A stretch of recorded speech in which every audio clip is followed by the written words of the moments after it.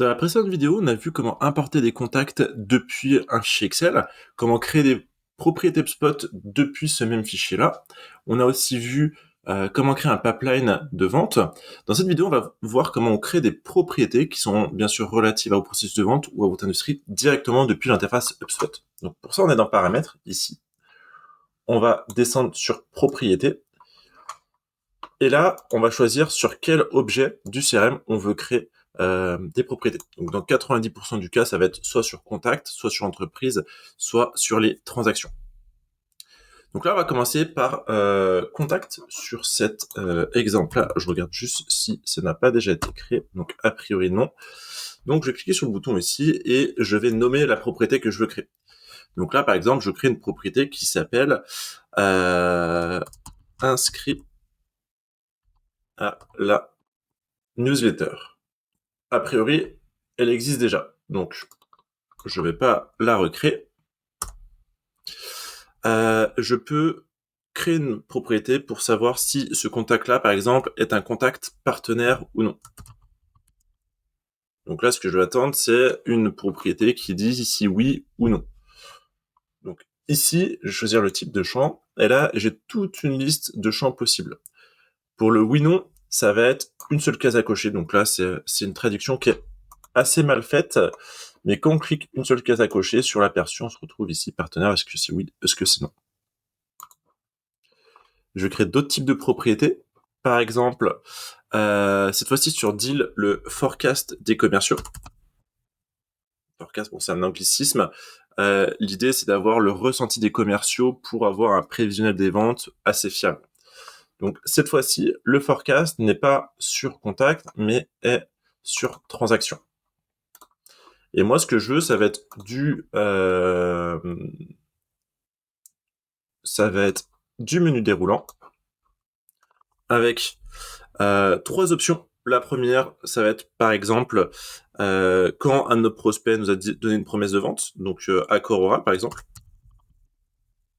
ce qui est du coup un signal très très fort pour une vente. Ensuite, ça va être meilleur ou plutôt bien engagé.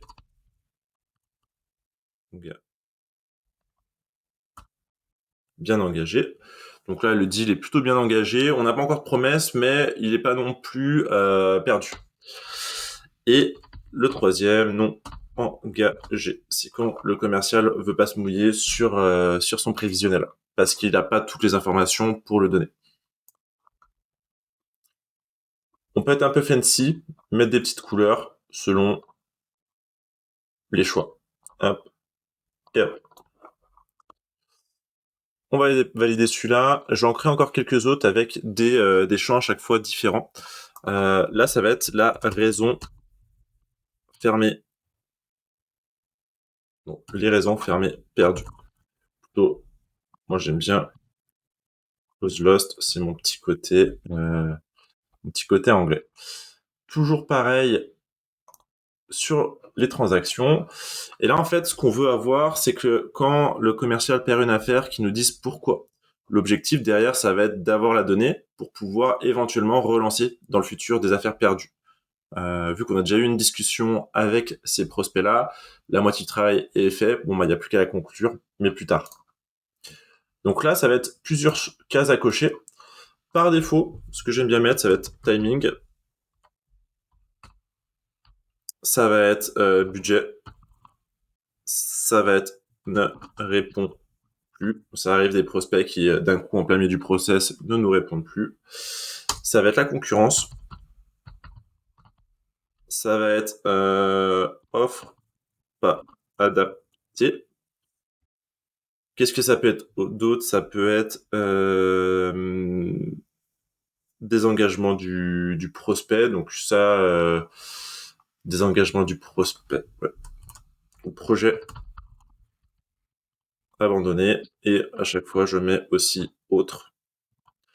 Autre, en fait, il permet, si vous le voyez plusieurs fois dans la data, vous cherchez à comprendre pourquoi. Et ça se trouve, c'est tout simplement une catégorie que vous avez oubliée ici. Donc ça vous permet de l'ajouter par la suite.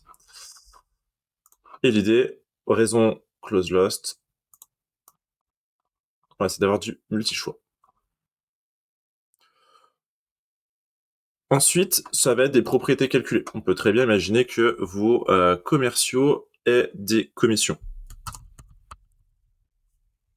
Donc l'idée ici, ça va être par exemple d'avoir une propriété qui en calcule, et là c'est exactement comme les calculs dans Excel. Donc on va prendre du nombre, mais on peut très bien avoir du booléen, de la chaîne, du calcul de date, etc. Nous, ça va être sous format devise, vu qu'on calcule une commission, et nous, notre commission, elle se calcule depuis une propriété qui va s'appeler le montant, donc le montant total de la transaction, amount, montant de la transaction la plus récente. Est-ce que je suis au mauvais endroit? Effectivement. Donc là, je voulais créer une propriété qui était sur les transactions, et par défaut, ça m'a mis sur l'objet contact. Donc là, je me remets sur le bon objet, et du coup, dans mon type de champ calcul, on reste un nombre, on reste en devise, on va se retrouver avec la propriété montant, cette fois-ci. Et on peut imaginer que le commercial est plutôt bien payé, donc du coup, il a une commission, par exemple, de 20% sur ses ventes, fois 0,2. C'est le point. On teste la valeur, donc si par exemple il a une vente qui est à 100, il aura une commission de 20. On est bon, on la crée. La petite erreur que j'ai eue de créer la propriété et qu'elle soit par défaut sur l'objet contact, c'est parce que ici, par défaut, je suis sur contact. Si je veux me mettre directement sur transaction, hop, par défaut, ça mettra sur transaction. Je vais en créer une dernière, ça va être par exemple document. Et là, si vous voulez rattacher des documents à votre transaction, ça peut être par exemple des contrats, des devis, parce que vous le faites hors HubSpot. Type de champ, et là, ça va être du fichier. Comme vous pouvez le voir, je vais pas tous vous les montrer. Je vous ai montré en tout cas les plus utilisés. Il y a d'autres champs. Texte sur une seule ligne, donc qui est très bien pour mettre des notes, qui est beaucoup plus compliqué si après vous voulez analyser ces notes ou les automatiser, vu qu'il n'y a pas de standardisation. Numéro de téléphone, du nombre, du calendrier, une seule case à cocher, on l'a vu. Menu déroulant, c'est là c'est un menu avec un seul choix possible. Le calcul, le résumé. Donc voilà, là je vous laisserai voir et vous avez ici en savoir plus sur les champs. Et ça vous emmènera sur la base de connaissances HubSpot. Donc fichier, pour document joint, je vais le mettre en privé. Comme ça, seuls les utilisateurs HubSpot peuvent le voir. Si vous voulez le mettre en public parce que vous voulez le partager, vous cochez la case public. On crée la propriété et c'est bon. Ok, donc oui, je suis bien sur transaction. Là, on a fait la première partie. C'est qu'on a créé les propriétés, mais les propriétés n'apparaissent pas encore sur les différentes cartes ni sur les transactions. Par exemple, si je vais ici sur toutes mes transactions, donc actuellement j'en ai 2, je peux modifier les colonnes et ajouter par exemple le forecast des commerciaux qu'on vient de créer. Je peux ajouter, donc pièce jointe sera pas d'utilité ici, ça peut être aussi commission. Donc voilà. Donc là, les commissions, c'est bien du calcul, ça prend 20% de 50 000. Et forecast, c'est des choses qui sont pas renseignées naturellement, étant donné qu'on vient de le créer. Donc là, le commercial va pouvoir tout actualiser directement depuis le tableau aussi. Donc voilà, corps oral ici, et là, on est plutôt bien engagé. Comme je vous disais, ces informations n'existent pas sur les feuilles ici. Donc là, ce qu'on va faire, c'est qu'on va personnaliser les fiches d'information. Donc pour ça, vous vous mettez sur n'importe laquelle fiche, que ce soit transaction, contact, entreprise, et vous allez cliquer ici sur personnaliser la fiche d'information. Vu par défaut, ça s'appliquera pour tous vos commerciaux, comme ça, en tout cas tous les utilisateurs HubSpot. Et là, on va faire un petit peu le ménage. Je fais juste un petit retour en arrière pour qu'on retourne sur la transaction, comme ça on pourra voir le avant et le après. Donc là, Ici, il y a plein de choses qui m'intéressent pas et qui polluent un peu ma vision. Commande, paiement, abonnement, ça c'est des choses HubSpot pensées pour du e-commerce. Je fais pas du e-commerce, j'ai pas envie de l'avoir dans ma vue. Vue d'ensemble, ça me fait un gros résumé du nombre de contacts rattachés, des entreprises rattachées au deal, des transactions, des tickets. Moi, pareil, je trouve que ça pollue ma vue. Je vais vraiment simplifier tout ça. Donc ici, dans mon éditeur, je vais enlever tout ce qui m'intéresse pas. Je garde contact, je garde entreprise, ticket, j'utilise pas, lien de paiement, j'utilise pas. Transaction, c'est si vous voulez rattacher des transactions à d'autres transactions. Donc c'est intéressant si par exemple vous avez des pipelines de renouvellement et que vous voulez attacher votre renouvellement à l'ancienne. Si c'est pas le cas, c'est quelque chose que vous pouvez enlever. Abonnement e-commerce, e-commerce, e-commerce. Pièce jointe, je peux le garder. Ça, je vais l'enlever, j'enlève. Facture, j'utilise pas depuis HubSpot directement, donc j'enlève. Approbation, j'en ai pas besoin. Guide conversationnel, j'en ai pas besoin. Ligne de produit, très important. Devis, on va garder. Et attribution, je vais l'enlever. Ensuite, au milieu, comme je vous disais, moi, pour la partie transaction, cette carte-là du milieu vue d'ensemble, c'est quelque chose qui m'intéresse pas. Donc, du coup, je vais directement supprimer l'onglet. Et enfin, ici, il y a des informations qui, moi, vont m'intéresser. Donc, type de transaction, ça peut m'intéresser. La source, ça m'intéresse pas. En tant que commercial opérationnel, ça m'intéresse pas. Et dernier contact, pareil, ça va pas m'intéresser. Donc, je vais modifier directement depuis ici. Donc, dernier contact, j'enlève. Niveau de propriétaire, je garde. Source, j'enlève. Et là, je vais ajouter des propriétés qui m'intéressent. Par exemple, ça va être le fameux forecast. Et ça va être par exemple les documents en pièce jointe.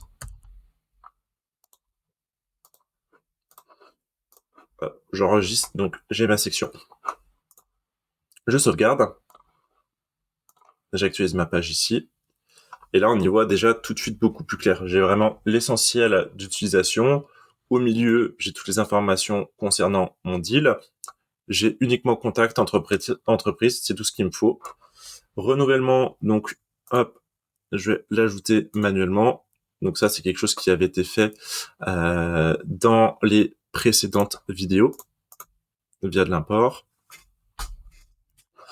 Ligne de produit, donc là, on n'en a pas encore. Devis, on n'en a pas encore fait. C'est le but des prochaines vidéos. Et pièce jointe, on n'en a pas, ou en tout cas, on l'utilise pas ici. On va aussi l'utiliser là. Ce qu'on peut faire, deux choses, c'est qu'on peut créer des sections dynamiques ici. On va en créer une de suite. Et on peut créer aussi d'autres sections ici. Les sections ici, moi, je les recommande si vous avez énormément de choses à suivre. Au lieu d'avoir ici un menu déroulant de 20 km, l'idée, ça va être de créer une section ici qui va être beaucoup plus lisible. Donc, première chose, je vais créer une carte qui est spécifique, par exemple, à la finance. Donc là, je vais mettre par exemple le montant. Je vais mettre la devise. Et je vais mettre par exemple les commissions. Là, on a créé une section spécifique pour la finance. Autre carte que je vais créer, ça va être pour les raisons fermées perdues qu'on a créé tout à l'heure.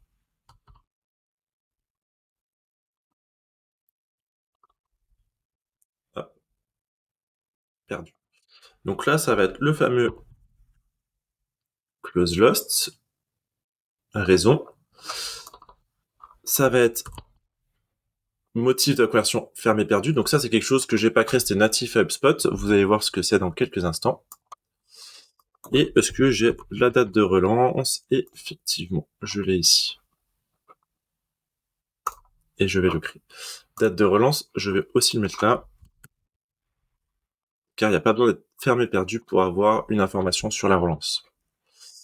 La petite particularité de fermé perdu, c'est que je vais le rendre conditionnel.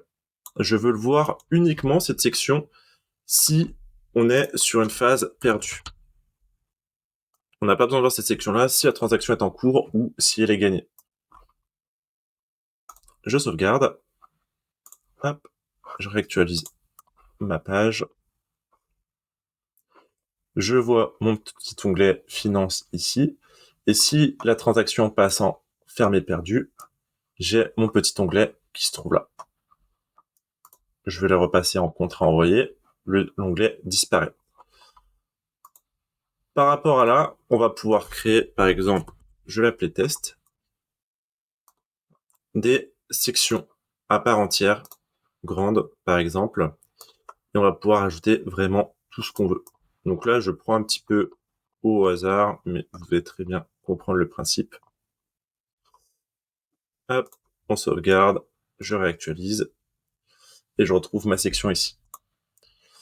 Et là, en fait, je retrouve toutes mes propriétés en plein milieu de la page, et en fait, on peut très bien imaginer avoir ici des propriétés qui sont très génériques sur tous les deals, avec vraiment le minimum sur le côté gauche, et en plein milieu de l'écran, pour vos commerciaux, information sur le deal, information opérationnelle, information finance comptabilité, etc., etc. Ce qui donne du coup une carte beaucoup plus complète si vous avez beaucoup de propriétés à aller chercher.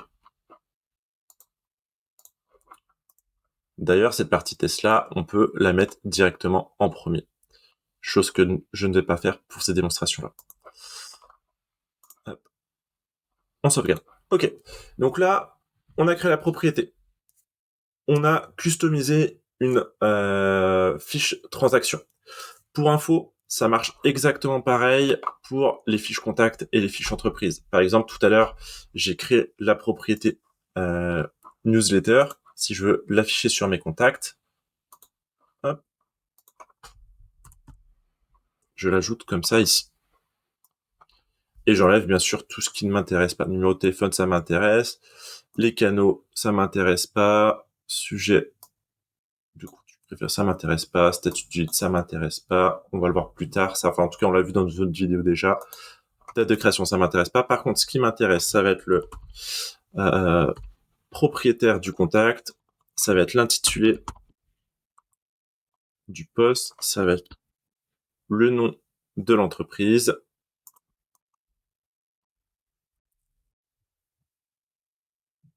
Propriétaire, email, téléphone. Nom de l'entreprise, inscrit à la newsletter. Ok. Ces deux sections-là, moi, c'est pas des sections qui m'intéressent beaucoup, donc je les supprime. Par contre, il y a une section qui va m'intéresser énormément. Ça va être activité web.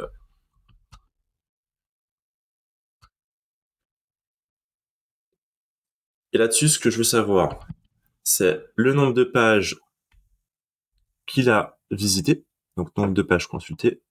Ça va être la dernière page consultée. Ça va être conversion la plus récente. Où se trouve-t-elle? Voilà, conversion récente. Et le nombre de formulaires complétés. Là, qu'est-ce que ça va nous dire? Ça, c'est des informations qui vont être très importantes quand vous allez connecter votre site internet à HubSpot. Pourquoi? Parce que quand vous allez connecter votre site internet à HubSpot, HubSpot va récupérer vos formulaires. Donc avec ça, vous allez pouvoir savoir quand est-ce que le formulaire le plus récent a été complété, pour avoir la réactivité, et le nombre de formulaires complétés. À partir du moment où une personne accepte vos cookies, remplit un formulaire, automatiquement HubSpot traque vos contacts. Donc à partir de là, vous allez pouvoir savoir le nombre de pages que cette personne-là a visité sur votre site internet et la dernière page qu'il a consultée. Si par exemple c'est une page prix, c'est peut-être intéressant de prendre son téléphone et de l'appeler pour le convertir ou en tout cas avoir un échange de savoir pourquoi est-ce qu'il s'intéresse à vos prix ou en tout cas à vos produits.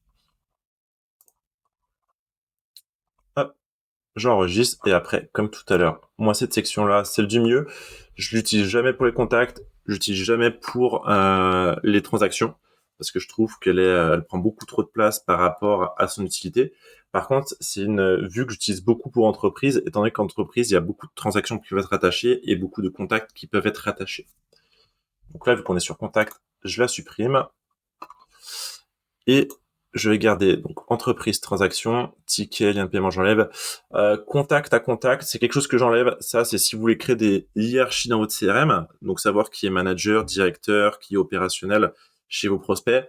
C'est pas quelque chose que je recommande parce que dans les entreprises, c'est quelque chose qui peut changer beaucoup. Et donc, du coup, vous allez soit vous retrouver à faire beaucoup de cleanage dans votre CRM et de perdre du temps avec, soit avec de la donnée pas fiable. Donc, contact à contact, moi, généralement, c'est quelque chose que j'enlève. Abonnement de paiement, commande, panier, pièce jointe, ça, je garde. Attribution de création de contact, j'enlève. Sales Navigator, c'est si vous avez l'abonnement Business Sales Navigator. Inscription à une liste, j'enlève. Facture, j'enlève. Guide conversationnel, on le voit dans la prochaine vidéo. Devis, j'enlève parce que je préfère mieux le voir directement sur transaction.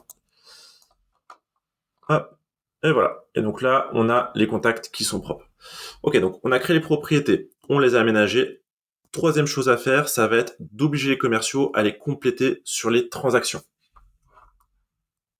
Donc je vous invite à voir la vidéo dédiée à la création de pipelines.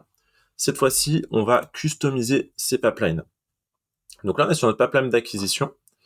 Et ce qu'on veut, c'est que quand les commerciaux arrivent sur prise de décision, c'est qu'ils complètent des informations qui vont être vitales pour l'analytique et pour y voir plus clair en termes de reporting.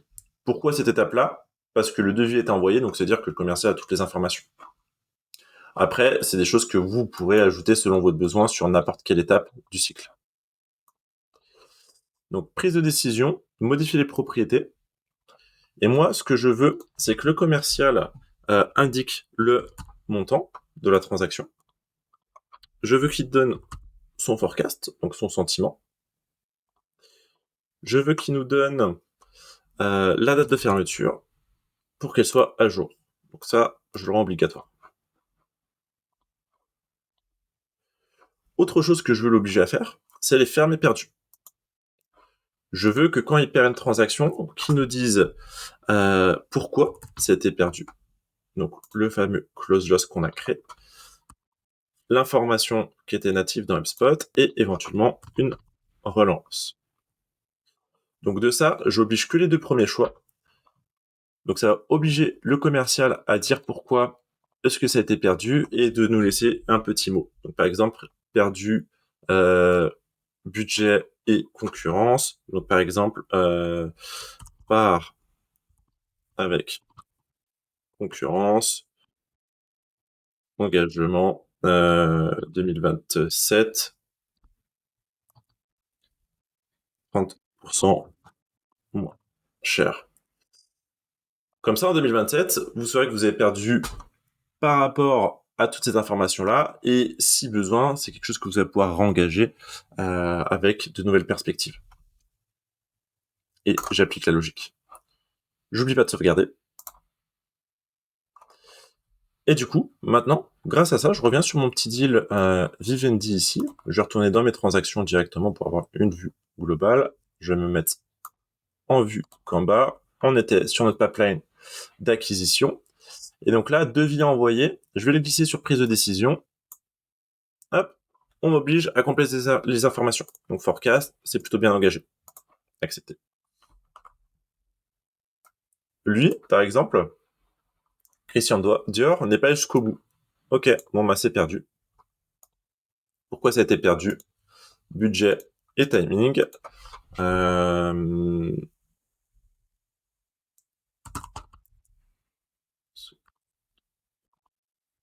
Budget en sept 2026 à relancer à ce moment. Donc là, on la ferme pour raison de timing et budget. 2026, c'est beaucoup trop loin pour garder ça en prévisionnel. Donc là, ce qu'on va faire, c'est qu'on va se mettre une date de relance